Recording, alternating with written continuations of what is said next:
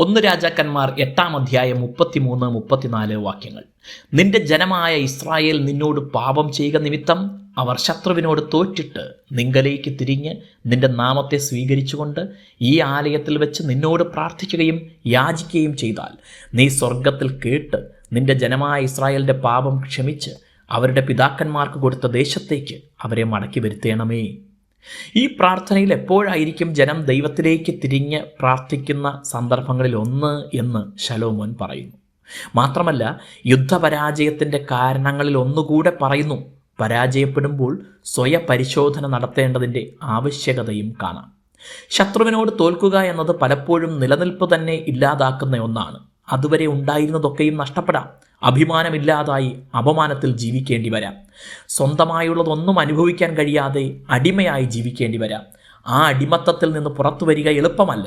ആകയാൽ യുദ്ധങ്ങളിൽ പരാജിതരാകാതിരിക്കാനാണ് ശ്രമിക്കേണ്ടത്. പക്ഷേ ദൈവജനം പരാജിതരാകുന്നതിൻ്റെ ഒരു പ്രധാന കാരണം പാപമാണ്. പാപം ചെയ്യുമ്പോൾ അവർ ദൈവത്തിൽ നിന്ന് അകലുന്നു, ദൈവസാന്നിധ്യം നഷ്ടപ്പെടുന്നു, ദൈവത്താലുള്ള സംരക്ഷണം നഷ്ടപ്പെടുന്നു.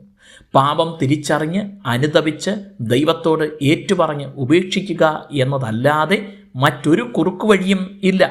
ശരിയായ മാനസാന്തരം മാത്രമേ ദൈവവുമായുള്ള ബന്ധത്തിലേക്ക് നമ്മെ മടക്കി വരുത്തുകയുള്ളൂ. പാപം നിമിത്തം ശത്രുവിനോട് തോറ്റിട്ട് ദേശത്ത് നിന്ന് തന്നെ പലവട്ടം ഇസ്രായേൽ ജനം ഓടിപ്പോകേണ്ടി വന്ന ചരിത്രം നമുക്കറിയാവുന്നതിനാൽ ശലോമോന്റെ ഈ പ്രാർത്ഥനയിൽ അപേക്ഷിച്ച കാര്യങ്ങൾ ദൈവം പിന്നീട് നൽകിക്കൊടുത്തെന്ന് മനസ്സിലാക്കാം.